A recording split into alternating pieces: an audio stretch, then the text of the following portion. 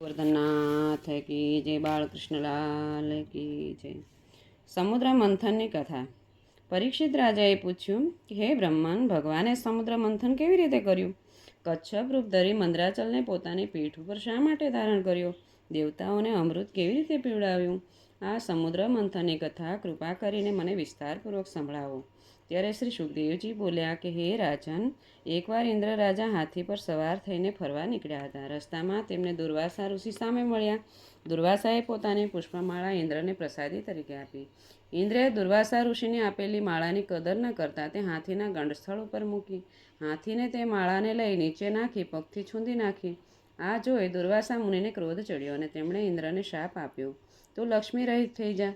ઇન્દ્ર રાજાને શાપ મળતા દેવદૈત્યનું યુદ્ધ થયું. તેમાં દેવોની હાર થઈ. સ્વર્ગનું રાજ્ય રાક્ષસોના હાથમાં આવ્યું. ઇન્દ્ર રાજા પાસેથી સ્વર્ગનું રાજ્ય જતાં બધા દેવો દુઃખી થઈ ગયા.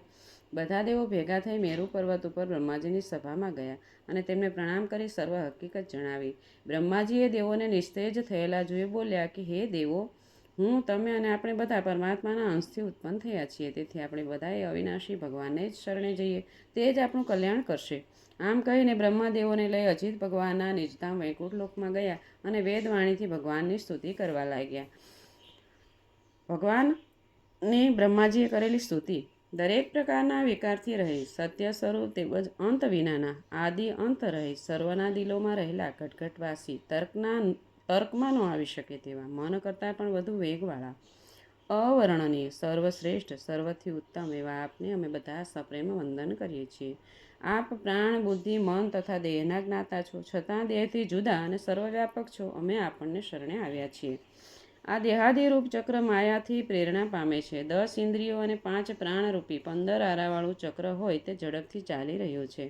તે વીજળીના જેવું ચંચળ છે. જે પરમાત્મા જીવની પાસે તેના નિયંતા તરીકે રહે છે, જે જ્ઞાન સ્વરૂપ છે, જે પ્રકૃતિથી પર છે, જે પરબ્રહ્મ છે, તેમને ધીર યોગીઓ યોગ દ્વારા ઉપાસે છે. અમે દેવો અને ઋષિઓ આપના પ્રિય સત્વગુણથી સર્જાયા છીએ, તો પણ આપના સૂક્ષ્મ સ્વરૂપને જાણી શકતા નથી.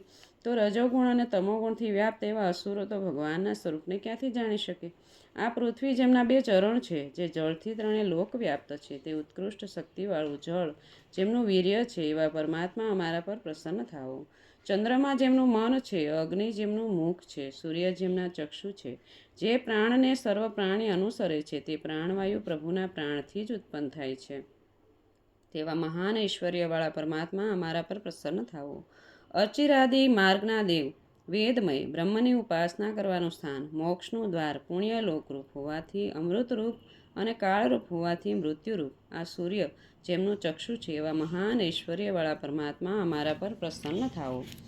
જે મહાપુરુષના કાનમાંથી દિશાઓ, હૃદયમાંથી દેહના છિદ્રો, નાભીમાંથી પ્રાણ, ઇન્દ્રિયો, મન અને આકાશ ઉત્પન્ન થયું છે, જેમના બળમાંથી મહેન્દ્ર, કૃપાથી દેવો, ક્રોધથી શંકર, બુદ્ધિથી બ્રહ્મા, દેહના છિદ્રોમાંથી વેદો તથા ઋષિઓ, લિંગમાંથી પ્રજાપતિ, છાતીમાંથી લક્ષ્મી, છાયામાંથી પિતૃઓ, સ્તનમાંથી ધર્મ, વાંસામાંથી અધર્મ, મસ્તકમાંથી સ્વર્ગ અને વિહારમાંથી અપ્સરાઓ, મુખમાંથી બ્રાહ્મણો, 2 ભુજાઓમાંથી બળ, સાથોળામાંથી વૈશ્યો અને વેપાર વૃત્તિ, પગમાંથી શૂદ્રો અને સેવા વૃત્તિ, ઉપલા હોઠથી પ્રીતિ, નીચલા હોઠથી લોભ, નાસિકાથી કાંતિ, સ્પર્શથી કામ, ભ્રુકુટથી યમ અને પાપણોથી કાળ ઉત્પન્ન થયો છે, તે મહાન ઐશ્વર્યવાળા ભગવાન અમારા પર પ્રસન્ન થાઓ.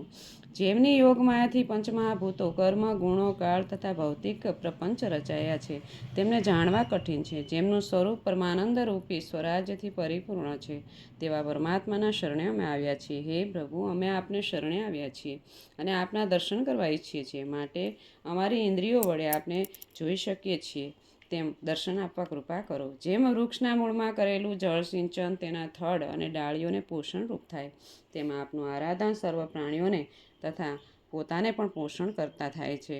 આપ નિર્ગુણ હોય, ગુણોના નિયંતા છો, અને છતાં આપ સત્વગુણમાં સ્થિતિ કરી સૃષ્ટિનું પાલન કરો છો. હે અનંત, અમે આપને નમસ્કાર કરીએ છીએ. બોલ ગોવર્ધનનાથ કી જય, બાળકૃષ્ણલાલ કી